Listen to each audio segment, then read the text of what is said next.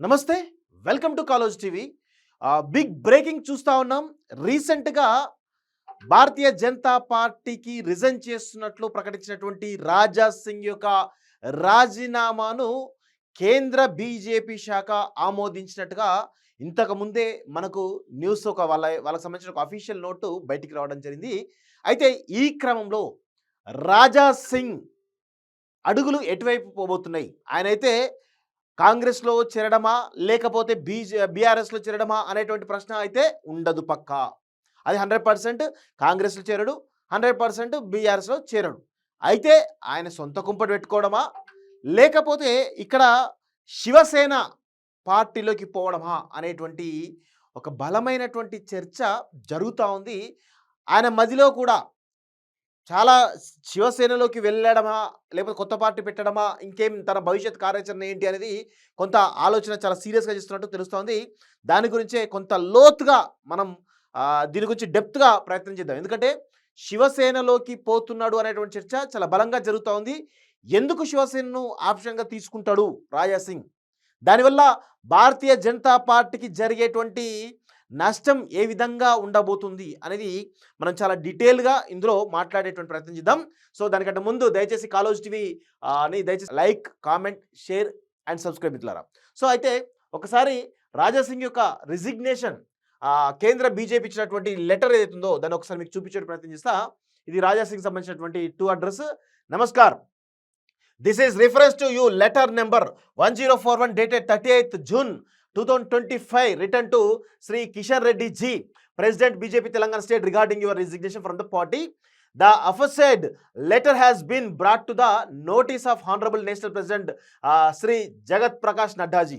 The contents mentioned by you are irrelevant and do not match to the functioning, ideology and principle of the party. As per the direction of Honorable National President Sri Jagat Prakash Nadda, I do convey that your resignation has been accepted with immediate effect అని రాయడం జరిగింది. So Raja Singh అనేటువంటి వ్యక్తి తను Bharatiya Janata party ideology కానీ ప్రిన్సిపల్కి కానీ దేనికి కూడా పనికి రాడు, మ్యాచ్ అవ్వట్లేదు. కాబట్టి మిమ్మల్ని మీరు చేసినట్టు రిజిగ్నేషన్ను ఇమీడియట్గా యాక్సెప్ట్ చేస్తున్నామని చెప్పేసి భారతీయ జనతా పార్టీకి సంబంధించినటువంటి కేంద్ర శాఖ చాలా క్లియర్గా ఆయన గురించి చెప్పడం జరిగింది. సో ఇప్పుడు రాజా సింగ్కి భారతీయ జనతా పార్టీకి సంబంధం లేదు. అందుకే ఆయన కూడా చాలా క్లియర్గా అది లెటర్ వచ్చే లేటు ఆయన సంబంధించిన దాంట్లో member of legislative assembly Google వికీపీడియాలో చూస్తే పార్టీ చూసినట్లయితే ఇండిపెండెంట్ అని చెప్పేసి అది ఆల్రెడీ మారిపోయింది.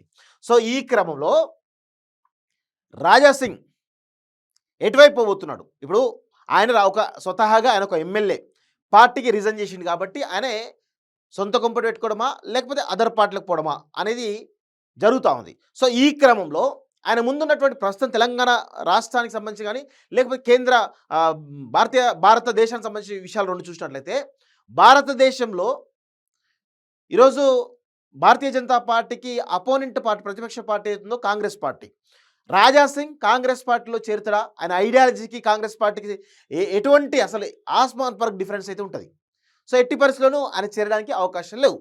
ఇప్పుడు ప్రాంతీయ పార్టీల విషయానికి వచ్చినట్లయితే తెలంగాణ రాష్ట్రంలో చూసినట్లయితే ఆయనకు ఉన్నటువంటి ఆప్షన్ ఏంటి? భారతీయ రాష్ట్ర సమితి. భారతీయ రాష్ట్ర సమితి అంటే కేసీఆర్ అధ్యయనం నడిచేటువంటి పార్టీ. సో దానిలోకి వెళ్తాడా? ప్రాంతీయ పార్టీలోకి వెళ్తాడా? ప్రాంతీయ పార్టీలో ఈయన యొక్క హిందుత్వ ఐడియాలజీని భారతీయ రాష్ట్ర సమితి యాక్సెప్ట్ చేస్తుందా? యాక్సెప్ట్ చేయకపోవడానికి అవకాశాలు ఎక్కువ ఉంటాయి. సో భారతీయ రాష్ట్ర సమితి బీఆర్ఎస్ కూడా పోడు. సో ఆయనకు ఉండేటువంటి రెండు ఆప్షన్స్, తెలంగాణలో ఉన్నటువంటి రెండు ఆప్షన్స్ కూడా క్లోజ్ అయిపోయినాయి. ఇప్పుడు ఆయన ముందున్నటువంటి రెండు ప్రశ్నలు ఏవైతే ఉన్నాయో, ఒకటి తను ఇండిపెండెంట్గా ఒక హిందుత్వ పార్టీని ఎస్టాబ్లిష్ చేయడమా, లేకపోతే హిందుత్వానికి బ్రాండ్ అంబాసిడర్గా ఉన్నటువంటి శివసేన దేశవ్యాప్తంగా తన యొక్క సామ్రాజ్యాన్ని రోజు రోజుకి బలపడుతూ బలహీనపడుతూ దేశవ్యాప్తంగా విస్తరింపజేస్తున్నటువంటి సందర్భం మనం చూస్తూ ఉన్నాం. ఈ క్రమంలో శివసేనలోకి రాజా సింగ్ చేరడమా? ఆల్రెడీ శివసేనతో కూడా టాక్స్ కొంతమేర అయినట్టుగా తెలుస్తోంది. శివసేన బాధ్యతలు కూడా రాజా సింగ్కి ఇచ్చి కొంత హిందుత్వాన్ని పెద్ద ఎత్తున తెలంగాణలో ఇంకా పెద్ద ఎత్తున తీసుకుపోవాలని దాంట్లో కొంత మేర రాజాసింగ్ ఆలోచిస్తున్నట్టు కూడా చాలా స్పష్టంగా అర్థమవుతోంది. సో ఇక్కడ రాజాసింగ్ సరే ఓన్ పార్టీ పెడితే సర్వైవ్ కాగలుగుతాడా? ఆయన తెలంగాణ వరకే, ఆయన ఓన్లీ గోషామాల వరకు సర్వైవ్ కాగలుగుతాడేమో. తెలంగాణలో వివిధ చోట్ల కాకపోవడానికి అవకాశాలు ఎక్కువ ఉంటాయి. అదేవిధంగా నేషనల్ లెవెల్‌లో రాజాసింగ్‌కి ఫాలోయింగ్ ఎక్కువ. ఇటు మహారాష్ట్రలో గానీ, ఉత్తరప్రదేశ్‌లో గానీ ఎక్కడైతే హిందుత్వ మూలాలు బలంగా ఉన్నటువంటి ప్రాంతాలు ఎక్కడైతే ఉన్నాయో దేశవ్యాప్తంగా ఖచ్చితంగా రాజాసింగ్‌కి ఆదరణ ఎక్కువ ఉంటది. సో ఆ క్రమంలో ఆయన ఒక నేషనల్ పార్టీని ఫ్లోట్ చేస్తే ఖచ్చితంగా కొంతమేర సర్వైవ్ కాగలుగుతాడు. కానీ పెద్ద ఎత్తున ఆయనకు రాజకీయంగా ఓట్లు పడతాయా లేవా అనేది ఒక బలమైనటువంటి అనుమానాలైతే రాజాసింగ్‌కి ఉండొచ్చు. సో ఈ క్రమంలో తన యొక్క ఐడియాలజీ ఏదైతుందో, హిందుత్వ ఐడియాలజీ ఏదైతుందో దానికి పర్ఫెక్ట్‌గా మ్యాచ్ అయ్యేటువంటి పార్టీ శివసేన. సో రీసెంట్‌గా కూడా శివసేన తన యొక్క పంతాను మొత్తం కూడా మార్చుకుంది. ఉద్ధవ్ ఠాక్రే ఆధ్వర్యంలో ఉన్న శివసేన పార్టీ ఏదైతుందో తన పంతానంతా కూడా మార్చుకుంది. ఎట్టి పరిస్థితుల్లోనూ వాళ్ళు భారతీయ జనతా పార్టీ తోటి అలయన్స్‌లోకి పోకపోవడానికే చాలా పెద్ద ఎత్తున ప్రయత్నాలు జరిగే అవకాశాలు కనబడుతున్నాయి. రీసెంట్‌గా మహారాష్ట్రలో ఆవాజ్ మరాఠీ అనేటువంటి ఒక ప్రోగ్రాంలో చాలా విచిత్రమైనటువంటి కలయిక ఒకటి జరిగింది. దాదాపు 20 సంవత్సరాలుగా బద్ధశత్రులుగా ఉన్నటువంటి ఉద్ధవ్ ఠాక్రే మరియు రాజ్ ఠాక్రే ఇద్దరు బాల్ ఠాక్రే కుటుంబానికి సంబంధించిన వాళ్ళే. ఇటు రాజ్ ఠాక్రే ఏమో మహారాష్ట్ర నవనిర్మాణ సేన తోటి ఆయన పెద్ద ఎత్తున ఇటు శివసేనకు అగనెస్ట్‌గా పెట్టడం జరిగింది. ఇటు శివసేన, ఇటు మహారాష్ట్ర నవనిర్మాణ సేన ఈ 2 కూడా బలంగా వాళ్ళ వాళ్ళ యొక్క ఆధిపత్య ధోరణి ప్రదర్శించడానికి చాలా పెద్ద ఎత్తున ప్రయత్నాలు చేసిర్రు. దానిలో కొంత రాజ్ ఠాక్రే సరే ఆయన రాజకీయంగా ఇన్‌ఫ్లుయెన్స్ చేయలేకపోయినప్పటికీ కూడా తన యొక్క వాదాన్ని తీసుకుపోవడంలో మాత్రం అదే నిక్కచ్చిగా ఉన్నాడు. సో వీళ్ళిద్దరు కలిస్తే శివసేన చాలా స్ట్రాంగ్ అవుతది. ప్లస్ హిందుత్వవాదాన్ని ఇంకా బలంగా తీసుకోవచ్చు మహారాష్ట్రలో అనేటువంటి వాదం చాలా పెద్ద ఎత్తున ఎప్పటి నుంచో కూడా జరుగుతోంది ఆ చర్చ. సో అయితే రీసెంట్‌గా జరిగినటువంటి పరిణామాల్లో ఏదో ఒక మీటింగ్‌లో ఇటు ఇటు ఉద్ధవ్ ఠాక్రే మరియు రాజ్ ఠాక్రే ఇద్దరు ఒకే వేదికపై పంచుకోవడం అవుతుందో చాలా పెద్ద ఎత్తున చర్చ అయితే జరిగింది. ఒకసారి దానికి సంబంధించినటువంటి ఒక విజువల్ కూడా మీకు చూపించే ప్రయత్నం చేస్తా. ఇది ఒకసారి చూడండి ఒకసారి. సో ఈయన ఉద్ధవ్ ఠాక్రే, ఈయన రాజ్ ఠాక్రే ఇద్దరు చూడండి చాలా అలాయి బలాయి వేసుకోవడం. ఇప్పుడు ప్రస్తుతం మహారాష్ట్ర రాజకీయాల్లో ఇదొక పెను సంచలనమైనటువంటి వార్తగా మనం అయితే చెప్పొచ్చు. సో ఇక్కడ ఈ యొక్క కలయిక ఏదైతే ఉందో వీళ్ళ కలయిక మహారాష్ట్రలో ఉన్నటువంటి హిందుత్వ భావజాలం కావచ్చు, మరాఠా భావజాలం కావచ్చు, వీళ్ళ కలయిక ఏదైతే ఉందో చాలా పెద్ద ఎత్తున ముందుకు తీసుకుపోయేటువంటి అవకాశాలు, బలపడడానికి అవకాశాలు అయితే చాలా స్పష్టంగా కనబడుతున్నాయి. ఈ క్రమంలో శివసేనకు ప్రధానమైనటువంటి ప్రత్యర్థి ఇప్పుడు ఎవరు? కాంగ్రెస్ అంటే కాంగ్రెస్ ఇట్లా వాళ్ళ అలయన్స్‌లో ఉంది కాబట్టి కాంగ్రెస్ కాదు. ఇప్పుడు రాజకీయంగా అణగదొక్కింది భారతీయ జనతా పార్టీ కాబట్టి శివసేన భారతీయ జనతా పార్టీ మీద చాలా పెద్ద ఎత్తున ఉద్ధవ్ ఠాక్రే నడిచేటువంటి శివసేన భారతీయ జనతా పార్టీ మీద చాలా పెద్ద ఎత్తున కోపం ఉంది. ఎందుకంటే మనం గతంలో చూసాం శివసేనను 2 భాగాలుగా నిట్టెల చీల్చేసి ఇటు షిండే ఆధ్వర్యంలో కంప్లీట్‌తో దాదాపు 80-90 మంది ఎమ్మెల్యేలను కూడా ఈరోజు శివసేన షిండే వర్గం అనుకుంటూ అసలు శివసేన మొత్తం వాళ్ళు తీసుకుపోయినటువంటి విషయం మనం చూసాం. సో అప్పటి నుంచి కూడా ఉద్ధవ్ ఠాక్రే ముఖ్యంగా మరాఠాలకు సంబంధించినటువంటి ఎవరైతే శివసేనకు సంబంధించినటువంటి వాళ్ళు ఎవరైతే ఉన్నారో వాళ్ళంతా కూడా భారతీయ జనతా పార్టీ మీద పెద్ద ఎత్తున ఆవేశంతో రగిలిపోతున్నారు, కోపంతో రగిలిపోతున్న విషయం చూస్తున్నాం.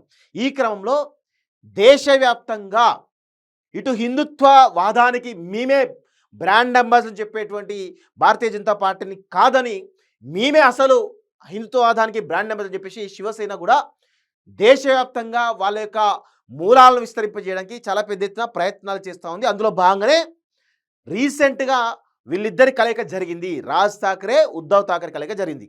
ఇప్పుడు రాజాసింగ్ లాంటి వాళ్ళకి సంబంధించిన రెసిగ్నేషన్ యాక్సెప్ట్ అయిన వెంటనే ఇమీడియట్గా ఉద్ధవ్ ఠాక్రే ఖచ్చితంగా రాజాసింగ్ను కూడా శివసేనలోకి చేర్చుకొని ఖచ్చితంగా శివసేనను ఈ తెలంగాణలో ఎంతో కొంతమేర బలపడే విధంగా చేయడమా, లేకపోతే ఇటు భారతీయ జనతా పార్టీకి సంబంధించినటువంటి దాన్ని నిలువరింపజేయడమా, ఏదో ఒకటి మాత్రం చాలా స్పష్టంగా అర్థమవుతుంది.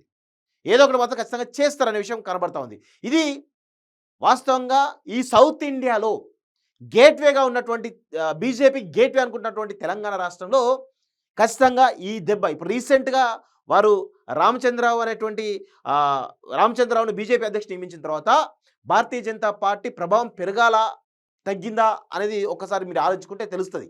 కానీ ఈ క్రమంలో మాత్రం ఖచ్చితంగా ఇప్పుడు ఈ కాంగ్రెస్ పార్టీ ప్రభుత్వం పైన ఏదైతే వ్యతిరేకత వస్తుందో దాన్ని భారతీయ జనతా పార్టీ క్యాచ్ చేసుకుంటుందా? లేకపోతే బీఆర్ఎస్ క్యాచ్ చేసుకుంటా అనేది ఇప్పుడు ప్రస్తుతం పరిణామాలు గమనిస్తే మరి ఇప్పుడు రాజాసింగ్ ఆధ్వర్యంలో వచ్చేటువంటి శివసేన కూడా హిందుత్వంతో పాటు మరి ప్రజా సమస్యల విషయంలో ఏ విధంగా కొట్లాడుతుంది అనేది కొంత మేర చర్చ జరగాల్సిన అవసరం అయితే ఉంది. కానీ శివసేన కనుక తెలంగాణలోకి ఎంటర్ అయ్యి దానిలో రాజాసింగ్ కనుక ముందు పెడితే కనుక ఖచ్చితంగా ఉద్ధవ్ ఠాక్రే భారతీయ జనతా పార్టీ పగ తీర్చుకునేందుకు ఈ సౌత్ ఇండియాలో తెలంగాణ రాష్ట్రం, ముఖ్యంగా తెలంగాణ రాష్ట్రంలో బీజేపీ బలపడుతున్నటువంటి ఈ క్రమంలో రాజాసింగ్ని శివసేనలోకి తీసుకుంటే ఖచ్చితంగా భారతీయ జనతా పార్టీకి ఒక మూకుతాడు వేసినట్టే, బలపడకుండా ఉండడం కావచ్చు, లేకపోతే బలహీనపడడం కావచ్చు జరుగుతుంది. ఎందుకంటే కట్టర్ హిందుత్వవాదులు అనే వాళ్ళు ఎవరు కూడా భారతీయ జనతా పార్టీలో పెద్ద ఎత్తున సాటిస్ఫైగా లేరు. అక్కడ కొంతమంది చేతుల్లో, కొంతమంది గుప్పిట్లో మాత్రమే ఆ పార్టీ ఉన్నది, వేరెవరిని ఎదగనిచ్చట్లేదు అనేది చాలా స్పష్టంగా ఈరోజు చర్చ జరుగుతుంది ఆ ఇంటర్నల్ పార్టీలో. సో ఈ క్రమంలో రాజాసింగ్ కనుక శివసేనకు జాయిన్ అయ్యి కట్టర్ హిందూగా ఎస్టాబ్లిష్ అయితే కనుక ఖచ్చితంగా కట్టర్ హిందుత్వవాదులందరూ కూడా రాజాసింగ్ వెంబడి చాలా పెద్ద ఎత్తున ర్యాలీ అయ్యేటువంటి అవకాశాలు అయితే ఉన్నాయి.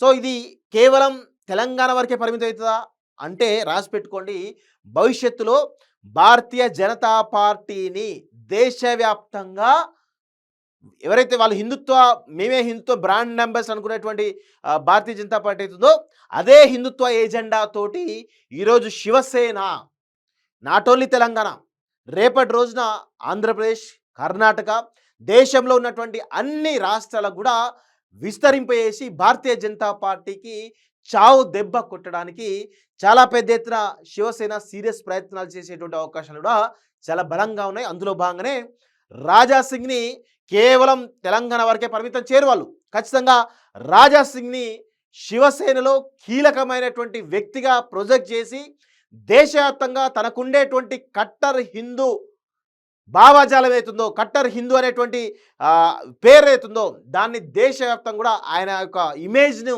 శివసేన వాడుకొని భారతీయ జనతా పార్టీని చావు దెబ్బ కొట్టడం ఖాయమనేటువంటి విషయంలో చాలా స్పష్టంగా మనకైతే అర్థమవుతోంది. ఇది కొంత డెప్త్గా ఆలోచించిన వాళ్ళకే ఈ యొక్క కాన్సెప్ట్ అర్థమవుతుంది.